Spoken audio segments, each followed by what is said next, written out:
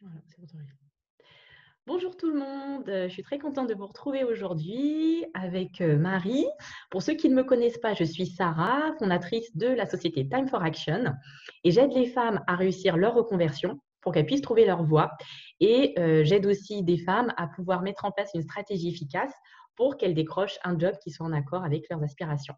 Alors aujourd'hui, j'ai le grand privilège d'être avec Marie qui a accepté donc de me partager son témoignage. Je l'ai rencontrée sur LinkedIn suite à son témoignage qui était paru dans la revue Management, d'ailleurs que je vous invite vivement à regarder.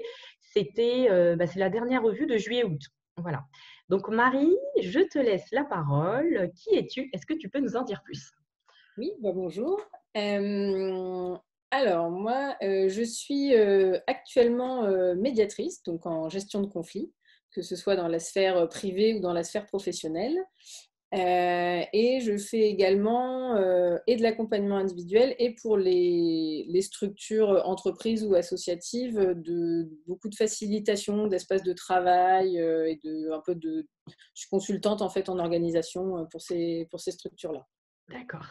Alors Marie, moi dans le témoignage que j'ai pu lire dans la revue Management, j'ai vu que tu es reconvertie, tu exerçais une profession très différente. Est-ce que tu peux nous dire ce que tu faisais avant et qu'est-ce qui n'allait pas dans ton travail? Donc moi, j'étais chef de projet dans l'industrie agroalimentaire, donc dans un géant de l'industrie agroalimentaire, avec une formation d'ingénieur à la base.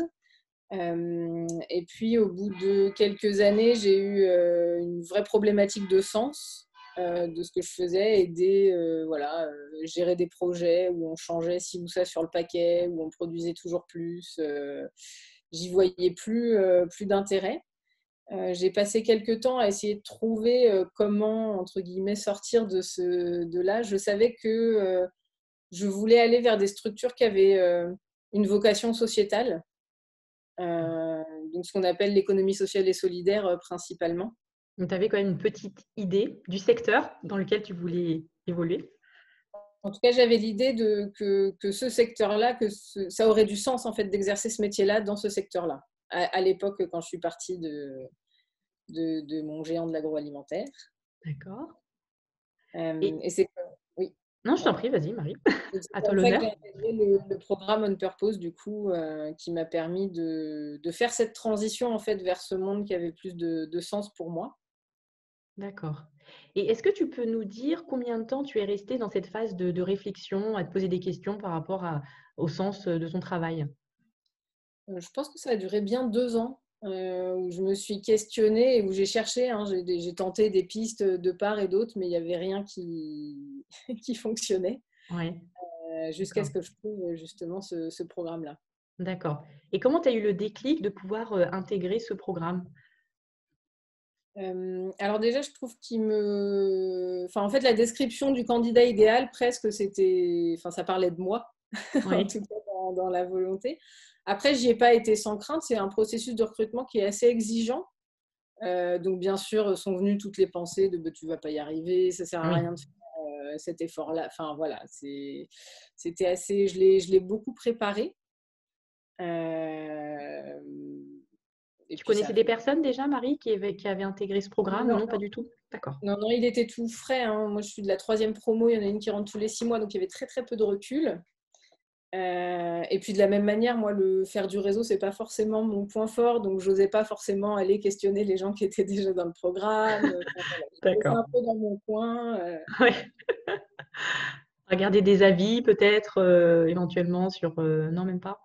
Oui, alors, je me suis un peu lancée en tête brûlée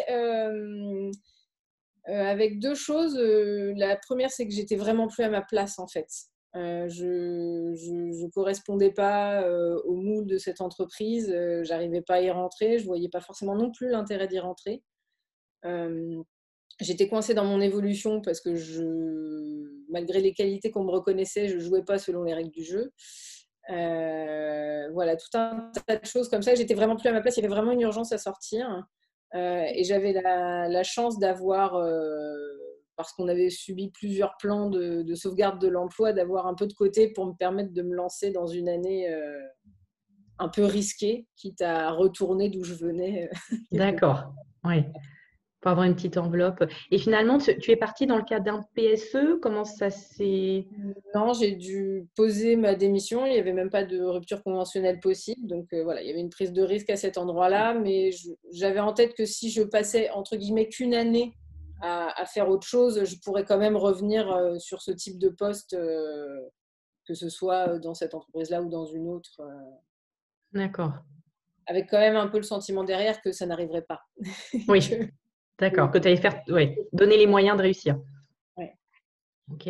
Et du coup, en fait, finalement, est-ce que quand tu étais dans ton travail, justement, cette quête de sens, et tu as dit, hein, je ne me sentais pas du tout à ta place, est-ce que tu avais des signes physiques te disant, là, c'est plus possible? Je pense qu'il y avait de plus en plus de déconnexion. C'est-à-dire que moi, quand je travaille, je suis très impliquée dedans. J'ai besoin d'être passionnée par ce que je fais et je suis très Mm. impliquée dedans. Et donc là, je voyais que je n'étais plus impliquée du tout. Ce qui me fatigue, moi, de travailler sans être impliquée. Ouais. Ça demande beaucoup d'énergie, beaucoup plus que Mm. de Ouais, surfer sur la vague. Ouais. c'est sûr. Et pour quelle raison tu t'es dit, je vais pas faire ce cheminement seul et je vais quand même intégrer un programme? Alors ça, je pense que c'est un peu dû aussi à ma façon de faire. Moi, j'étais chef de projet, j'ai toujours travaillé en équipe, j'ai été manager d'équipe, c'est vraiment, je suis pas solitaire dans le travail. D'accord.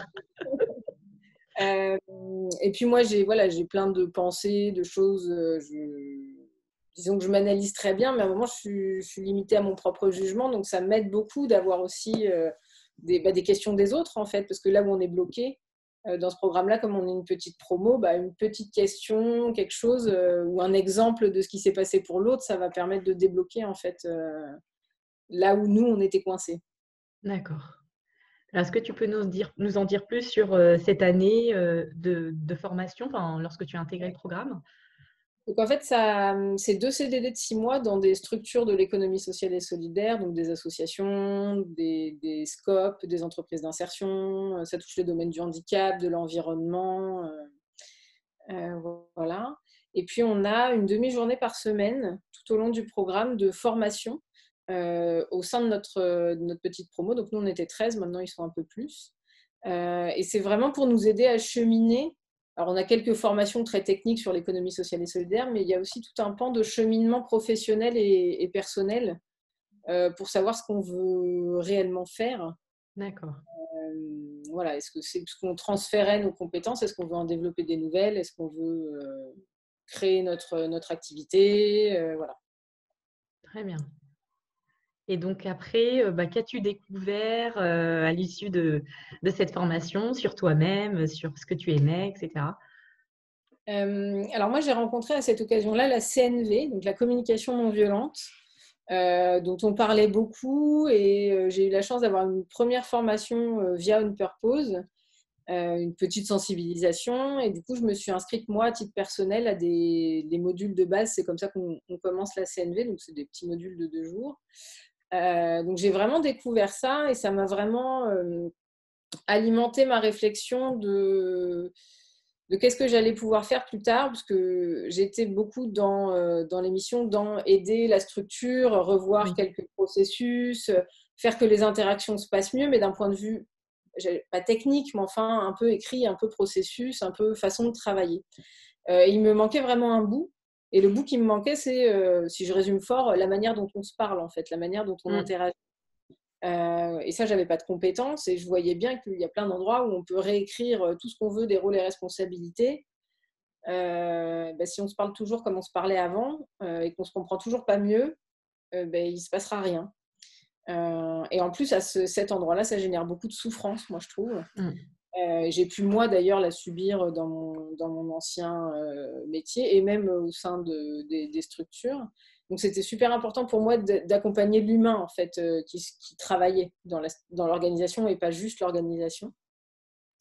Et donc, ça m'a permis de faire ça. Et j'ai même été un pas plus loin, puisqu'à l'issue de ce programme, j'ai intégré un programme de formation à la médiation.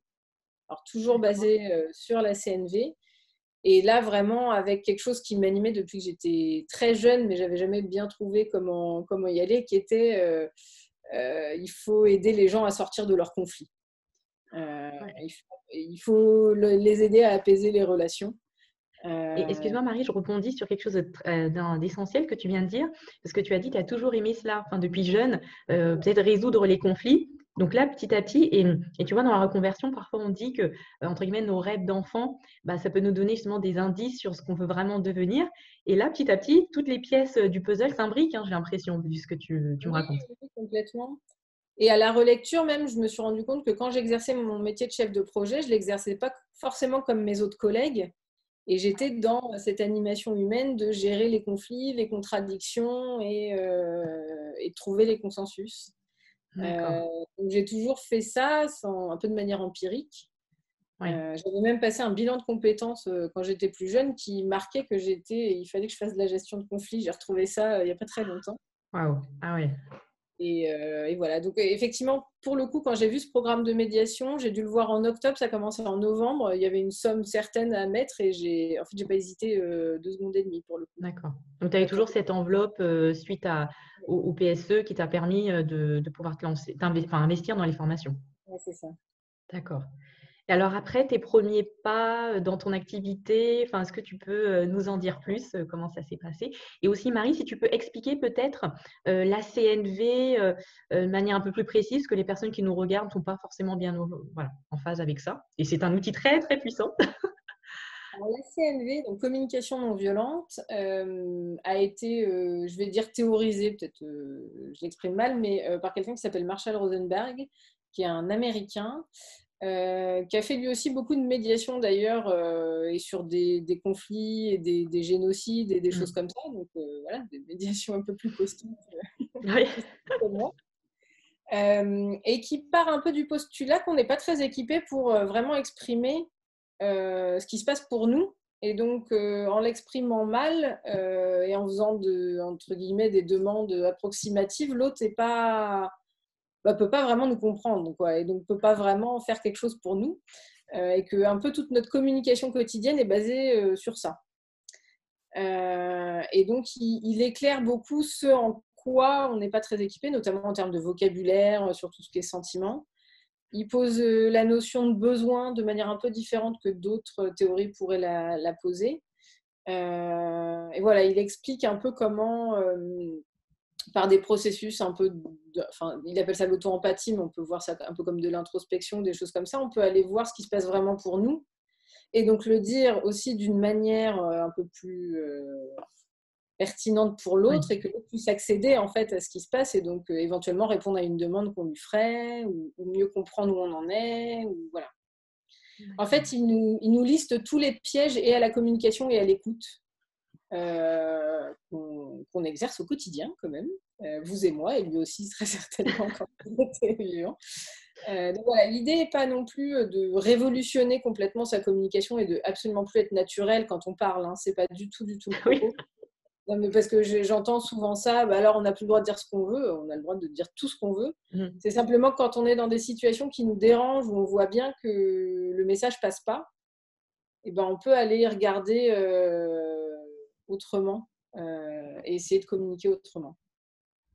Ben, merci pour cette belle explication. Et moi, je voulais juste rebondir aussi par rapport à ce que tu disais. Dans le livre, je me suis aussi intéressée un peu à la CNV. Et il y a une citation, Marshall Rosenberg enfin, cite une citation d'une personne d'origine indienne, je ne m'en rappelle plus, assez connue, son nom m'échappe. Il disait que s'exprimer sans jugement, c'est la plus haute forme d'intelligence humaine. Ah oui, C'est- c'est Je ne sais pareil. pas ce que ça t'inspire. Je ne sais pas si c'est la plus haute forme, mais en tout cas, c'est un exercice bien compliqué, mais Oui, très c'est complexe. salvateur. Mm. Et ça part aussi d'une grande posture, hein. J'arrête de juger l'autre, ou en tout cas, je fais attention de séparer ce qui est de l'ordre de mes jugements et ce qui est de l'ordre de la communication un peu plus en lien avec l'autre. Parce que l'idée n'est pas non plus d'arrêter d'avoir des jugements sur les gens. On va pas, enfin, Oui, voilà. je comprends. Mais c'est par contre reconnaître tout ça, se demander pourquoi on les a, qu'est-ce que ça vient toucher chez nous. Si on a un jugement, c'est que c'est en train d'appeler quelque chose chez nous. Et de faire des choix, en fait, de faire le choix de communiquer autrement si on en a envie. Ouais. C'est très, très intéressant. Et est-ce que tu peux nous parler de tes premiers pas lorsque tu t'es lancée dans ton activité entrepreneuriale, je crois bien, si j'ai compris? Oui, oui, oui. Donc déjà, moi, suite à ce programme, j'ai fait un choix qui est de quitter Paris Ah, comme beaucoup. et de m'installer à Rouen, où j'avais quelques attaches, mais je ne suis pas du tout d'ici. Donc voilà, c'était un peu un monde nouveau. Je suis partie sans avoir de poste. Donc je suis un peu partie à l'aventure. Euh, mais j'avais déjà un petit réseau dans le monde associatif. Et des gens auprès de qui j'avais pu tester un peu voilà, les besoins qu'ils pouvaient avoir en compétences un peu plus transverses dans les associations. Et le fait de savoir si justement le fait que je sois indépendante était ou non quelque chose qui était favorable pour eux. Puisque c'est souvent des structures à budget réduit, qui n'ont pas de quoi ouvrir des postes, qui n'ont pas forcément de travail transverse non plus au quotidien. Donc j'ai pu avoir quelques missions assez rapidement, avec moi aussi un postulat qui est de l'accompagnement long sur des structures comme ça, puisque leur faire 2-3 prestations de conseil et les laisser avec les recommandations ne sert à rien, puisqu'ils n'ont Oui, pas plus de temps de s'en saisir après qu'avant. oui. Euh, Il faut un suivi, oui. ouais, un accompagnement long cours sur beaucoup de sujets différents en réalité, pour toujours avoir cette balance organisation-humain selon des temps forts, selon des moments, selon les besoins. D'accord. Donc, mais ça a pris quelques temps de réseau qui n'est toujours pas plus mon Oui. activité. Et comment tu as fait justement à titre personnel? Parce que tu me disais que développer son réseau, ce n'était pas forcément enfin, un atout que tu avais. Donc, tu as progressé. Enfin, est-ce que tu as mis en place des techniques? Ça pourrait servir à certaines personnes qui nous regardent. Oui, alors déjà j'ai retrouvé un ami de lycée qui était à peu près au même endroit que moi, mais pas sur le même portefeuille de compétences. Ah, Donc on a fait une association morale, hein, on n'a pas plus fait de choses juridiques, mais on a réfléchi beaucoup ensemble à la communication, à l'offre. On a pu aller voir des gens à deux, ce qui pour moi était assez confortable. Et donc, on a été aussi cibler des têtes de réseau, des connaissances qu'on avait. Mais il y a beaucoup dans l'ESS de réseaux d'associations, de réseaux de scope. Donc voilà, toujours dans la même optique d'aller tester notre offre sans d'accord. rien proposer, d'aller vraiment comprendre le besoin du territoire, puisque c'est des enjeux très territoriaux. Voilà. Et j'ai cherché des collectifs, donc je me suis mis dans une CAE. Donc c'est une scope d'entrepreneurs en fait salariés c'est une forme de portage salarial mais un peu D'accord. différent. Toujours pareil pour être dans un collectif. Maintenant je suis en portage salarial qui est encore un collectif. Sur la médiation je suis dans un collectif Ah de oui. médiateurs. Donc voilà, moi je suis vraiment pour moi réfléchir à plusieurs c'est quand même beaucoup plus riche. L'intelligence collective, hein, je crois qu'on en avait parlé, oui, c'est Voilà. essentiel. Et puis c'est vraiment du soutien quand on fait une transition pareille d'univers, de métier, de territoire. C'est ça, enfin, en tout cas, moi, ça me soutient vraiment de pouvoir échanger sur différentes problématiques et puis de pouvoir enfin, contribuer aussi aux problématiques des autres, quoi. D'accord. Et d'ailleurs, comment réagit ton entourage par rapport à ton changement de vie aussi, hein? Oui, alors au départ, ça les a surprises, n'ont pas bien compris le pourquoi du comment. Je quittais un groupe qui d'ailleurs commençait à m'offrir potentiellement un poste à responsabilité. Il y avait un grand aspect émotionnel qui rentrait pour moi en jeu. J'étais plus du tout à ma place, c'était plus tenable. Et ça, c'était pas du tout compris. C'est-à-dire que c'est pas l'émotionnel au travail, ça n'a pas de sa place en fait. Je vois pas où est le problème. Je vois C'est ce un que peu tu ça veux dire. qu'on a pu me renvoyer. En même temps, c'était pas tellement un choix que je leur laissais, c'était plutôt une information que je leur donnais. Donc, C'est intéressant parce que tu as su quand même avancer et faire ce choix de quitter en fait, enfin, l'entreprise où tu travaillais pour essayer de te trouver en fait professionnellement et voilà, c'est avoir en fait cette quête de sens, enfin, trouver quelque chose qui te correspond. Donc c'est courageux, bravo. ça a été très facilité quand je suis arrivée dans le collectif On Purpose parce que j'ai tout de suite retrouvé mes pairs, on va dire, des gens qui étaient au Oui, même endroit que moi. Donc, quand bien même l'extérieur me renvoyait des gros points d'interrogation, Je savais que j'étais pas complètement tarée, puisqu'en fait, je venais d'en trouver 12 autres qui étaient au même stade. Ouais. Donc, c'est bien qu'il y avait voilà, quelque chose qui se passait. Et puis après, l'histoire, entre guillemets, m'a donné raison, parce qu'il y a tous les collectifs Fuyons la Défense et les choses comme ça qui sont arrivées. Donc, en fait, j'ai été quelque part dans mon entourage une des premières à tout plaquer avant 30 ans pour aller faire quelque chose qui pose question. Mais en fait, maintenant, je suis entourée de gens comme ça. Euh, donc, euh, Ah. Ah, donc, c'est intéressant, tu les as inspirés, on peut dire en quelque sorte. Tu as donné l'impulsion. il y en a de plus en plus, mais en tout cas, peut-être ils se sont dit que c'était possible. En tout cas, il y en a beaucoup qui m'appellent, hein, des anciens, même de mon école d'ingénieur. Ils me disent ah bah alors, comment t'as fait, pourquoi t'as fait ça. Donc en tout cas, il y en a beaucoup qui se questionnent. Et c'est vrai que du coup, moi, en tout cas, j'ai des réponses à donner, j'ai mon expérience à partager, mais voilà, je trouve qu'en 5 ans, ça a aussi beaucoup bougé. Il y a de plus en plus de reconversions de ce type-là. Oui, Donc ça se banalise un peu. Mais moi, j'ai beaucoup de gens avec qui je travaille qui m'envoient leurs enfants jeunes adultes qui sont perdus et qui se reconvertissent en se disant bah, tu sauras peut-être quoi leur dire. Parce qu'effectivement, ils ne comprennent pas parce qu'on est dans un monde du travail qui a complètement changé et qui n'était pas le leur en fait. bien sûr. Non, je te rejoins tout à fait. Et à quelles difficultés, Marie, tu as été confrontée lors de tes premiers pas en tant qu'entrepreneur, même si tu as rejoint une structure de portage salarial? Déjà, j'ai mis du temps à trouver des collectifs. Et parce que quand on est un peu tout seul et qu'on ne sait pas par quel bout prendre la chose, et qu'en plus on n'a pas tellement d'activités, parce qu'au départ, il faut se le dire, on n'a quand même pas grand-chose à faire. Mm. Rien que le fait de se mettre en mouvement, ça demande beaucoup d'énergie. C'est plus facile d'être en mouvement quand on est en train de faire des choses.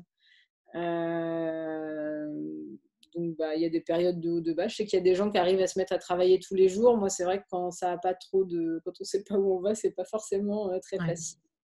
c'est sûr.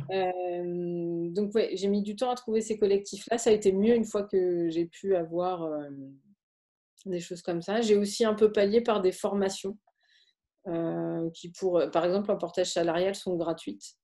Donc ça fait rencontrer des gens, ça force à réfléchir, voilà. D'accord. Et puis après, mais ça c'est lié à mon activité. Enfin là on l'a entendu, je suis multicasquette, avec toujours cette volonté de vraiment coller au mieux, de faire du sur-mesure et aller expliquer que ce qu'on fait quand on sait qu'on fait du sur-mesure, c'est pas forcément une mince affaire. Les gens Oui, ont besoin de recettes ou ils ont besoin de se dire vous allez me prendre 5 séances et moi je ne peux pas vous dire en fait. oui. Euh, C'est au donc cas je par sais cas. faire, mais par contre pour aller le communiquer c'est plus compliqué. D'accord. Et qu'est-ce qui a changé dans ta vie, Marie, depuis que tu as trouvé ta voie, si on peut dire ça comme ça? Je me réamuse en fait en travaillant. Parce qu'au tout début de ma carrière, je m'amusais en travaillant. Hein, j'ai pas souffert tout le temps. Ça, c'est redevenu possible, oui. De vraiment sortir d'une séance, même d'une formation d'une journée qui est censée être éreintante en étant plus boosté à la fin qu'au début parce qu'il s'est produit des trucs super, parce que ça a super bien marché, les gens sont sortis contents, et même des médiations où quand même les sujets sont rarement joyeux, il y a beaucoup de colère, etc. Voilà, de pouvoir voir un peu la lumière arriver à la fin, c'est très... Enfin, moi, en tout cas, c'est vraiment, ça me nourrit. D'accord. Et qu'est-ce qui te dit qu'aujourd'hui, tu es à ta place? Euh, Qu'est-ce qui Qu'est-ce qui me te fait dit? penser, pardon? Oui, oui, oui. Justement que je commence à être repassionnée un peu par ce que je fais. Euh, que j'ai aussi fait En fait, je sais que je suis en chemin et que je suis toujours en chemin, mais maintenant, c'est intégré dans mon activité d'être en chemin. Je suis quelqu'un qui a du mal à être immobile. Donc, j'ai beaucoup changé parce que j'ai pas tant d'années de carrière que ça. Mais là, je suis plus obligée de faire des grands changements. Je peux juste rajouter des briques, en fait, parce que mon métier me permet de faire ça et d'aller explorer des petits bouts, de prendre de l'essai. Et ça, c'est important pour moi oui, d'aller explorer des choses, de toujours améliorer, d'avoir plusieurs cartes en main, en fait, pour aider au mieux. sans avoir l'impression que je change d'avis toutes les 2 minutes. Je ne change pas d'avis, j'intègre.